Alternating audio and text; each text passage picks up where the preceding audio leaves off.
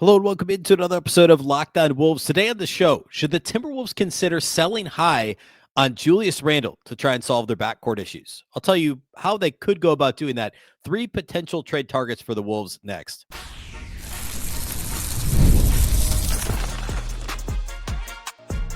You are Locked On Timberwolves, your daily Minnesota Timberwolves podcast. Part of the Locked On Podcast Network, your team every day. Hello and welcome to the Locked On Wolves podcast, part of the Locked On Podcast Network, now the #1 sports podcast network. Today's episode is brought to you by FanDuel. Right now, new customers can bet just $5, and if your bet wins, you'll get $300 in bonus bets to use across the app. Head to FanDuel.com to get started. Happy Friday, everybody. Happy Saturday. Happy weekend. This is going up midday Friday, so get you through your shopping, whatever you're doing here today on Black Friday and throughout Small Business Saturday. So a lot to get to today. The Wolves play the Celtics in a late afternoon, I guess, matinee on Saturday, and then they play the Spurs on Sunday. We'll talk about those matchups toward the end of the show, but I want to start with the increase in Julius Randle related trade traffic, potential trade traffic. No like real rumors other than there was kind of sort of one that came out on Friday. So I want to talk about that a little bit. That potentially, depending on, I don't know, potentially a legitimate source saying that there's a possibility that the Wolves are open to trading Julius Randle right now. So I want to talk about like the idea of that. Also, our guy Matt Moore from Locked On Nuggets talked a bit on Twitter about the possibility of Minnesota trading Julius Randle and how he actually said they should do it. So we'll talk a little bit about that.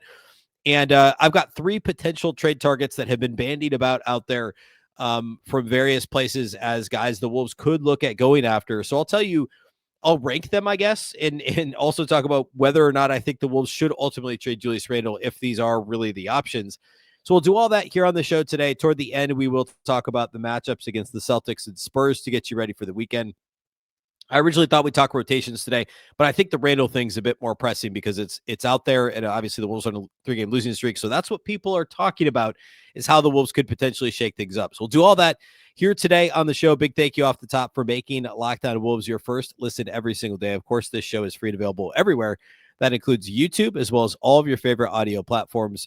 Wherever you like to listen to podcasts, you can find Locked On Wolves.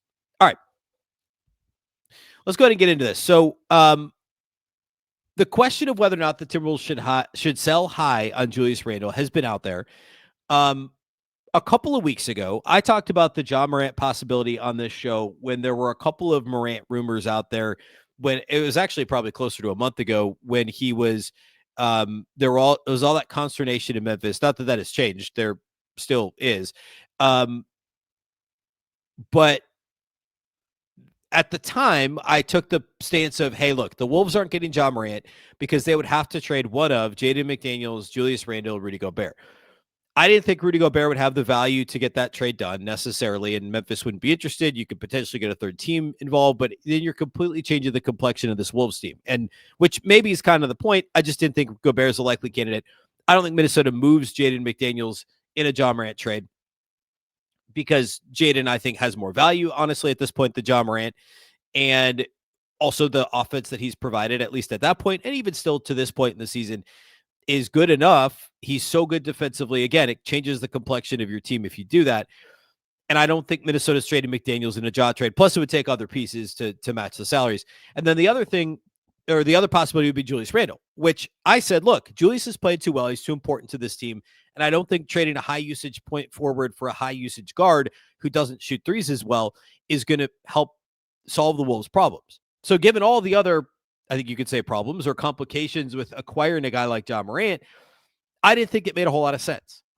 Now, fast forward to now, and the rumors have kind of sort of persisted. There's been a bit more Morant, potential trade traffic discussion out there.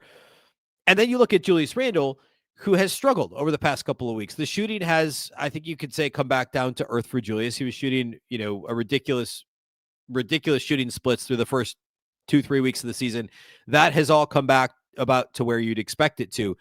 And I think that, I think really the kind of the impetus here is the persistence of the Ja Morant rumors, first of all. And then also Matt Moore, or on Twitter, you may know him as HP Basketball on Twitter, Hardwood Paroxysm at HP Basketball. He posted the other day after the Wolves game, I think after the Thunder game, I think it was, he said, I'll just read his tweet. I think the Wolves should trade Julius Randle. He's been awesome. He's been incredible. He has the best on-off splits right now in the NBA per cleaning the glass. He showed up for the playoffs last year at his first really great playoff run. And then he says, I also think no team really takes the opportunity to sell high-end guys. Guys play great, and it becomes, well, we can't trade him. He's too good. The Wolves probably need a shakeup long-term to reorient the team to the future. You need guys like McDaniels, like the Ant, moving Rudy, sure, but the value in return is diminishing. You're not selling high. He's playing so well that you have a chance to set the team up better for the next 4 years. And then somebody says, no, they need to trade Gobert, to which he said, trade the less valuable guys who actually has the best on-off splits for great players, says everybody, or he says every fan. Somebody else said, if this is a John Morant take, jail. And Matt said, oh no, Julius is way more valuable than John at this point, which is sad. It's actually a LaMelo Ball take. So here comes the first time I think I've heard the LaMelo Ball possibility. So now you've got the John Morant possibility. You've got the LaMelo Ball possibility. And then there's a report that came out on Friday. This is, let's see, this is at Clutch Points. So it's Brett Siegel at Clutch Points, who I think has some legitimately sourced stuff occasionally. I can't really, like, Clutch Points is also a big aggregating site, but Brett Siegel on clutchpoints.com is talking as though he's got actual sourced reports himself. So I'm just going to repeat this, take it how you want to take it. But he says, on the Timberwolves front, it's worth mentioning other guard targets after he mentions John Morant. So he mentions Morant. He says they've discussed or shown interest in other guard targets. Darius Garland is a player the Wolves have inquired about since the start of last season. If he were to hit the market, he says sources said that, okay?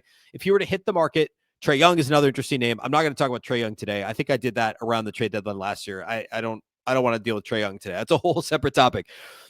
Because I actually think he's a worse fit than probably all three of the guys. Maybe not than Ja.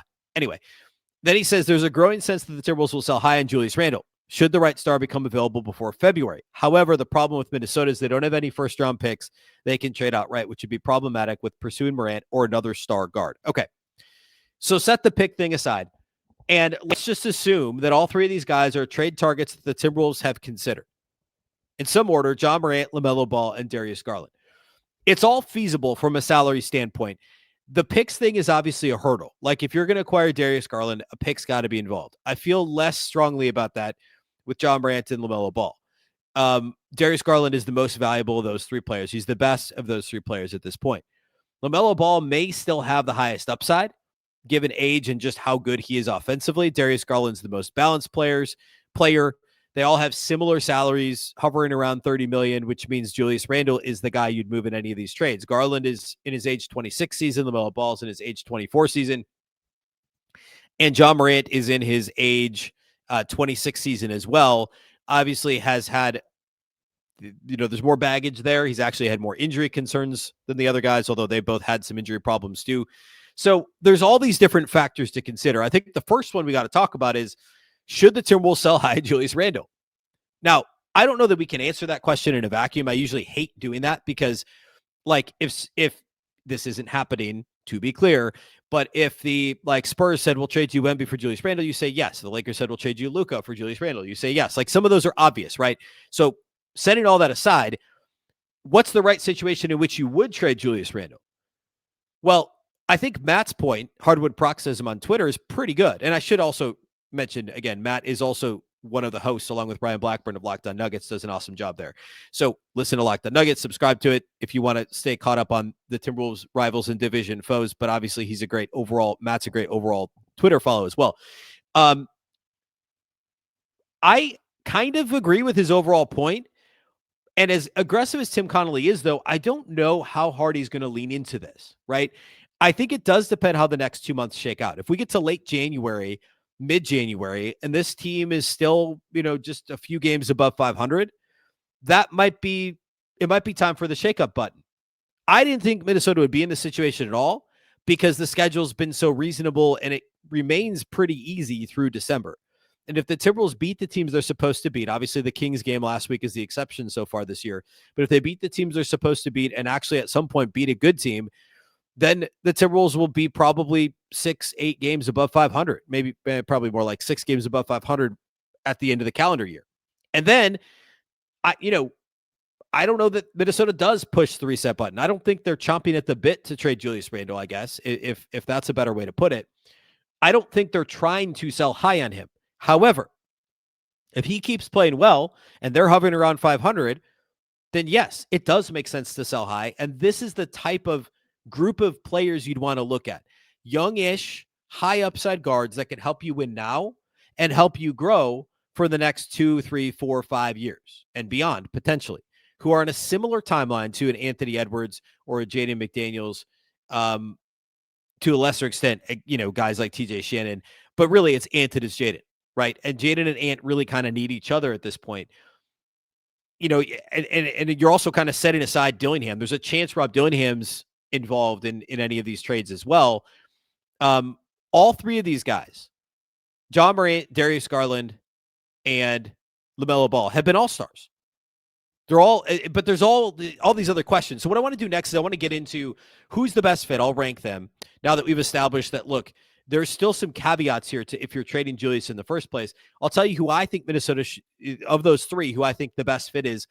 And we'll kind of get a little kind of surface level, not all the way into the weeds. We'll dabble in the weeds in each of these three guys. And I'll tell you who I think the best fit for Minnesota is. We'll do that all here next. We'll close the show with a little bit of a weekend preview talk. We'll do all that here next.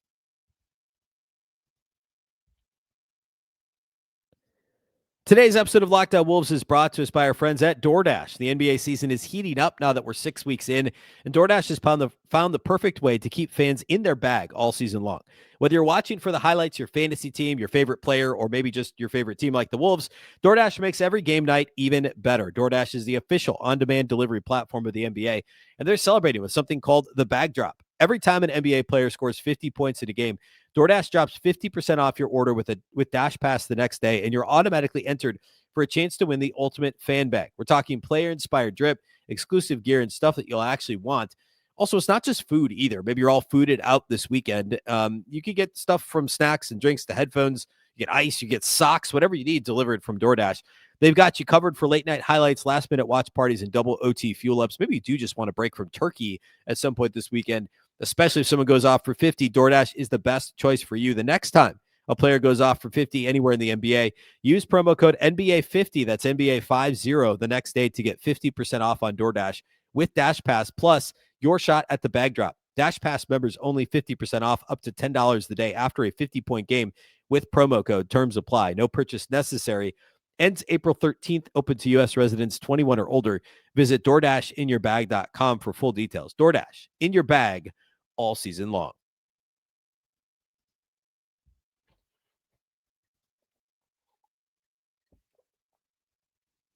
Big thank you once again for making Locked On Wolves your first listen of the day. And thank you again for making Locked On the #1 sports podcast network. We could not do it without you, our loyal listeners, especially those that make us your first listen every day. The everydayers, a special thank you to you all. Okay. So we've established that I don't think the Wolves should necessarily just like blanket sell high in Julius Randle. He's a big part of what Minnesota does offensively. He's been fantastic this year. If the Wolves are in a place where they're top 5 or so in the West, 6, 7 plus games above 500 as we get into January, don't sell high in Julius Randle unless something crazy happens and there's like this very obvious, opportunity, something terrible like an Ant injury happens, an extended Jaden McDaniels injury, then maybe you look at it. But all those caveats would need to apply unless Minnesota does just play terribly in December and they're hovering around 500 in January. Then I'm okay with selling high in Julius Randle. And if you're acquiring somebody like a similar timelined youngish guard with some upside, like a Darius Garland, LaMelo Ball, John Morant. Now, let's talk about all these guys compared to each other. First of all, they're all all-stars. LaMelo Ball has been an all-star one time, actually way back in his second season. John Morant's a 2-time All-Star, and Darius Garland is a 2-time All-Star. Interestingly, in the 21-22 season, and then again last year, so 2 years in between All-Star appearances. He was bagged up a little bit a couple years ago. In fact, last year, following the injury the year before that, he ranked in the Comeback Player of the Year voting, and he was an All-Star again last season. So you're talking about 3 guys who have all been All-Stars. They're all, in the case of Ja and Garland. They're both 26. Well, LaMelo Ball is 24. They're all like LaMelo Ball is obviously the biggest liability in terms of the perimeter defense. I would argue John Morant is potentially even worse, and Darius Garland hasn't been very good. Actually, for his career, he's not a great defensive player either. So you're going to be taking a hit defensively on the perimeter with any of these guys. However, if you assume that they're mostly filling the Mike Conley minutes plus some, obviously all these guys are going to play a lot more than Conley's playing currently. They're not much worse than Mike Conley is currently defensively. And if you believe in your support system of Jaden McDaniels, Rudy Gobert, and Jalen Clark, you can still function as a top 10 defense, even with one of these guys. So while I understand those are all concern, the defense is a concern, you're backfilling minutes that aren't that great defensively anyway. And you're not going to take minutes from Dante DiVincenzo. There's a chance he's involved in a trade. I would try and avoid it. I think the Wolves would try and avoid it. His contract is too valuable. It's too good of a contract. And his shooting is very important. And he's a better shooter, honestly, than any of these guys. So you don't want to trade DiVincenzo.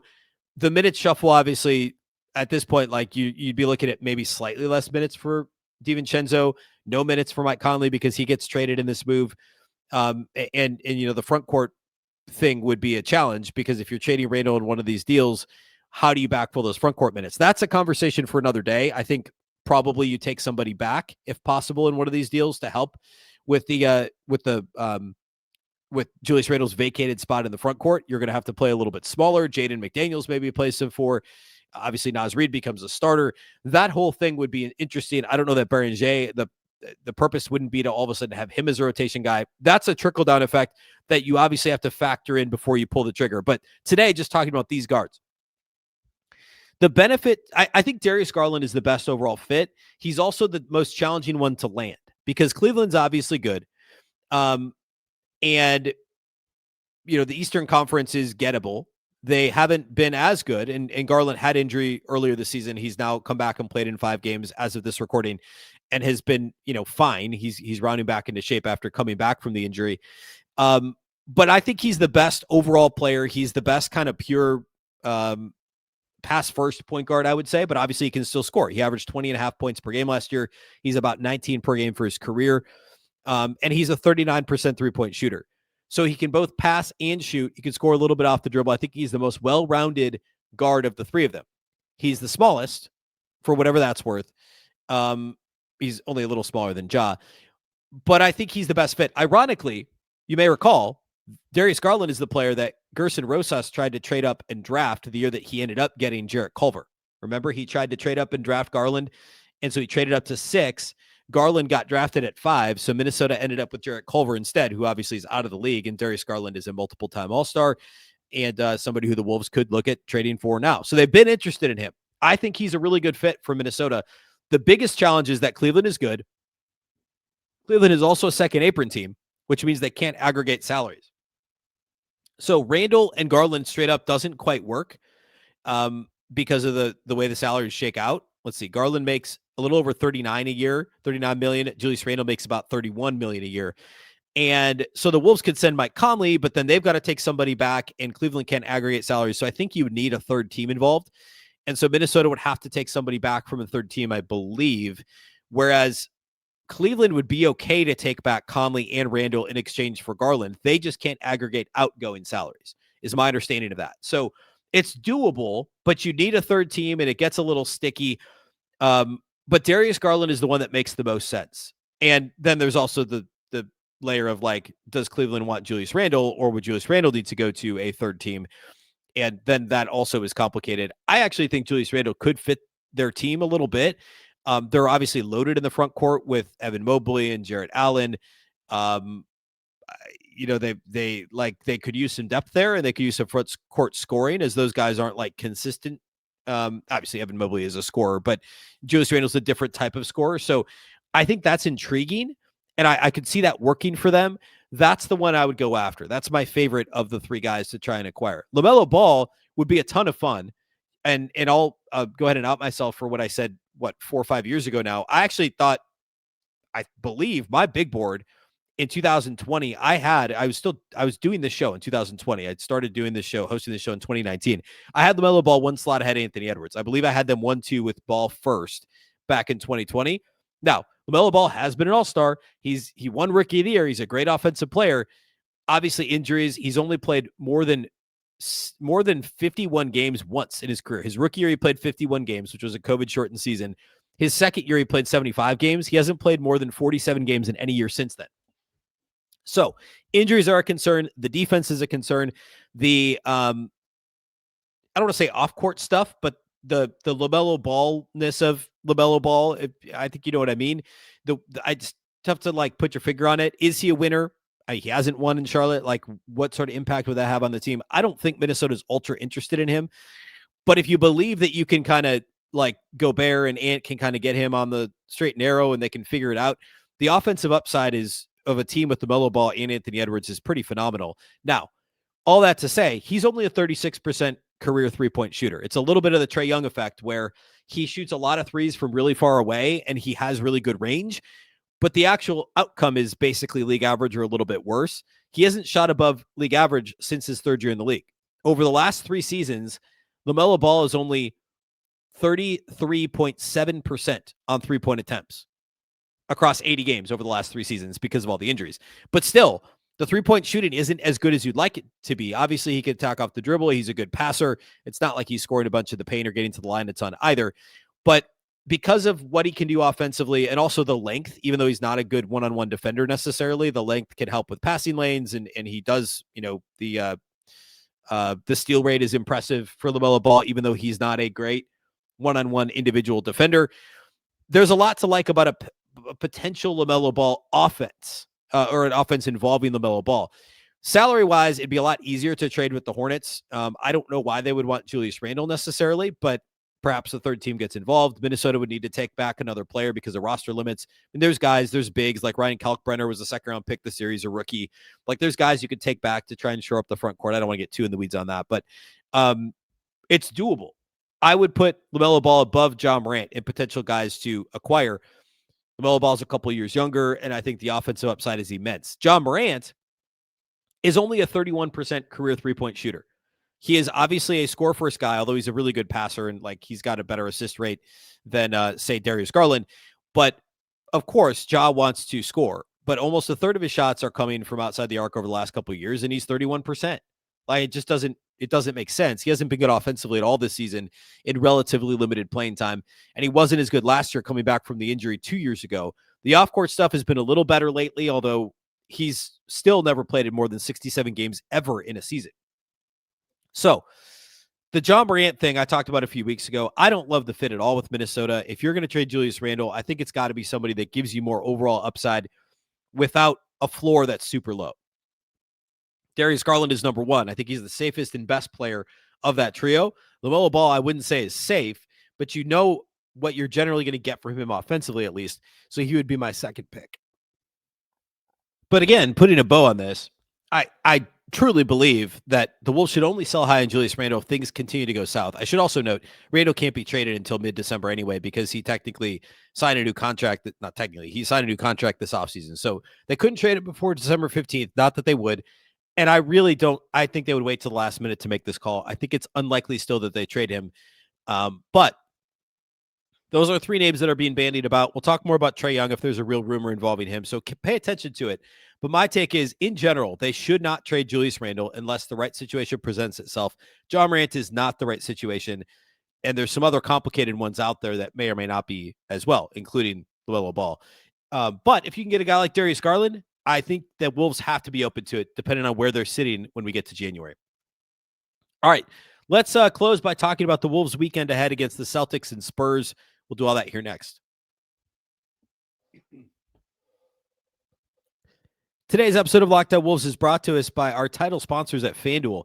The NBA is back. There's no better place to get in on the action than FanDuel, the official sports betting partner of the NBA. Even if you miss the start of any given game or you just want to ride the hot hand, FanDuel has live bets on everything from who will score next to fourth quarter comebacks.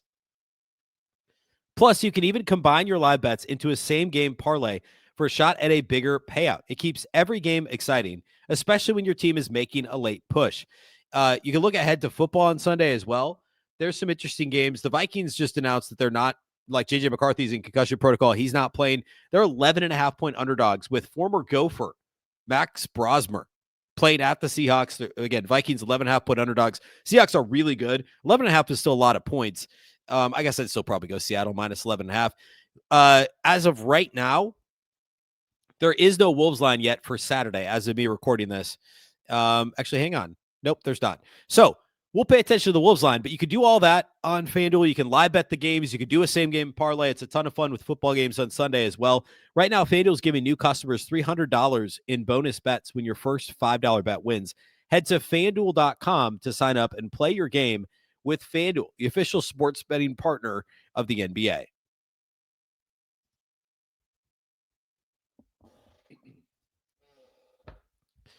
All right, let's close by talking about the weekend ahead for Minnesota. They take on the Boston Celtics on Saturday, and Boston does not play on Friday, so they're also going to have legitimate rest before they take on the Wolves. We get to see some old friends play in that game. Nehemias, I think it is, Nehemias Queta did not play on Wednesday. He's been really good this year for Boston. He's the only guy in their injury report, obviously, besides Jason Tatum. They've been relatively healthy this season. Queta has actually only missed. That's the only game he's missed all year. They've had a bunch of guys play in all 18 games, obviously, including Jaylen Brown, Derek White, their best players. Peyton Pritchard has been good now in the starting lineup for them. The cliff notes are they're 10-8. They're going to be a fringy playoff team, play-in team all season in the Eastern Conference. They're obviously still very well coached. They're shooting a lot of threes right now. And, well, I mean, they did that last year too. They just shoot a ton of threes. That's just what they do. They're pretty middle of the pack in terms of the percentage. And, like, they don't really have anybody that's just a knockdown three-point shooter that shoots at high volume. In fact, their best rotation guy this year, best regular rotation guy who actually started for them until recently, three-point shooting percentage-wise, is Josh Minott. And he's actually tied with Luka Garza, who plays a lot less. But Minott and Garza, outside of, I guess, Baylor Shireman and Hugo Gonzalez have each played in 14 games for them. Those guys, really low volume. Minott shooting nearly 3 a game at almost 42%. Luka Garza shooting 1.5 a game across 16 games at almost 42%. Old friends have been active and, pretty good for the Celtics team.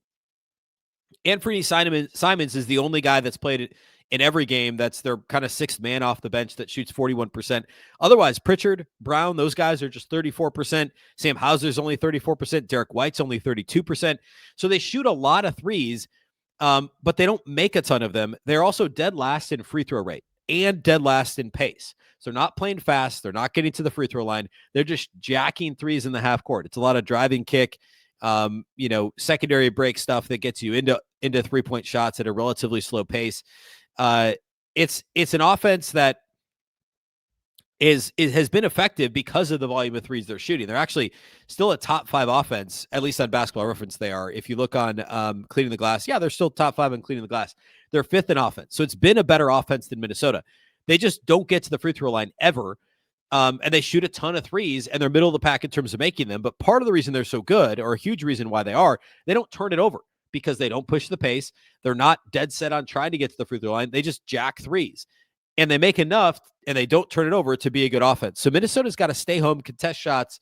They've got to seal off the defensive glass. They're a decent offensive rebounding team. Obviously, having a guy like Queta in there is going to make a big difference for them. So Minnesota's got to pay attention to that and make sure that they're doing a good enough job on the defensive glass. Minott, of course, we know is a good offensive rebounder, and Garza as well, for that matter. So they've got to pay attention to the offensive glass, as Boston will get those offensive rebounds and putbacks or kick it out for 3-point shots. Something to keep an eye on for sure. The defense has not been as good for Boston. They are more middle of the pack defensively, and they're not a very good defensive rebounding team. They give up a lot of offensive rebounds, and they foul a lot. So Minnesota has to be aggressive on the offensive glass. They've got to be aggressive trying to get to the free throw line. If they play like they did against OKC for the majority of that game, they should be fine at home against Boston with a couple of days rest. They should be okay against the Boston Celtics as long as they play like they did against OKC and not like they did against Sacramento, in which case they would lose again. But because of some of those weaknesses for the Celtics, the bad defensive rebounding, the slow pace, the inability to defend without fouling, those are all things Minnesota, they can push pace, they can offensive rebound, they can get to the free throw line, all things that Minnesota can do well. So this is a game that the Timberwolves should win if they play like they did against OKC, which is, of course, a big if. They haven't played great at target center yet this year. And as mentioned, there isn't an actual line yet on FanDuel for this game. So, but I would imagine Minnesota's favored by, I don't know, 2.5 or so at home. Boston has won 5 out of their last 6. Their loss was against the Nets, which is not great, but they did just beat the Pistons, breaking the Pistons win streak, like their crazy long, massive win streak. They beat the Pistons by 3. They beat the Magic by 9 right before that. They've also beaten the Clippers and Grizzlies over the stretch. So it's been a mixed bag of competitive teams that they've beaten and bad teams that they've beaten. So Boston is a matchup, I think a good matchup for Minnesota. It is, like, this would be the only above 500 team that the Timberwolves will have beaten if they beat the Celtics on Saturday. Also, Sunday against the Spurs, Minnesota will take on San Antonio on Sunday. The Spurs are at this moment 12-5 as of this recording. Wemby is, of course, injured. He's out. He's not going to play. He's missed a few games. And San Antonio's, like, they've done okay without him. They've won 4 out of their last 5. They lost to the Suns a couple nights ago. They beat the Blazers their last time out. I'm recording this before Spurs Nuggets on Friday night. So as of right now, they're 12-5. We'll see what that looks like on Sunday, but they'll also have 1 day rest, whereas Minnesota will be on the second night of a back-to-back, albeit at home with an earlier tip on Saturday, but it's still the second night of a back-to-back. They've recently beaten the Hawks, Grizzlies, and Kings, so not exactly a murderer's row of opponents. The Hawks are good, but and then they lost to the Suns.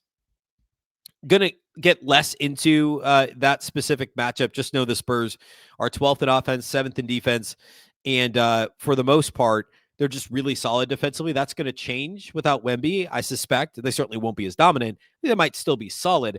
Offensively, they're a good shooting team. They're a team that, gets the line a good amount. So that's something to keep an eye on in that matchup. They are middle of the pack in terms of 3-point rate, middle of the pack in terms of percentage. They are 9th in free throw rate. So they don't get to the line a ton. And without Wemby, that's obviously going to change as well. So it's a very different looking team with no Wembanyama. Although we do know that De'Aaron Fox is back and healthy. Stephon Castle's not going to play in this game, which is also a big deal. So it is a bit of a depleted Spurs team, but another team that's well coached, has been playing well. They've got good glue guys on this team, like a Harrison Barnes, like a Luke Cornett. I don't know, to a lesser extent, I like Devin Vassell. He's I would call him a glue guy, but he's a big piece of what they do. So another tough matchup for Minnesota. If they could come away with 2 wins over the weekend, I think everyone would feel a lot better going into Monday.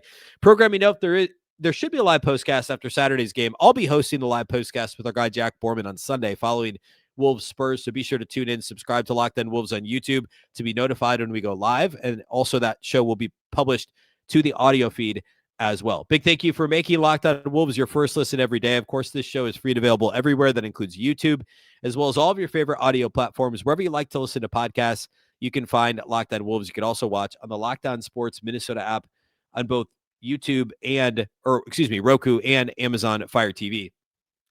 Reminder for your second listen, check out the Locked On Fantasy Basketball Show. Josh Lloyd hosts it, does an awesome job giving you daily tips and helping you win your league, making you a smarter NBA fan. Find Locked On Fantasy Basketball on YouTube or wherever you listen to podcasts, part of the Locked On Podcast Network, your team every day. Just like this show, the Locked On Network is your local experts on all the biggest stories. Once again, I'm Ben Beecken. This is the Locked On Wolves podcast, and we'll catch you next time.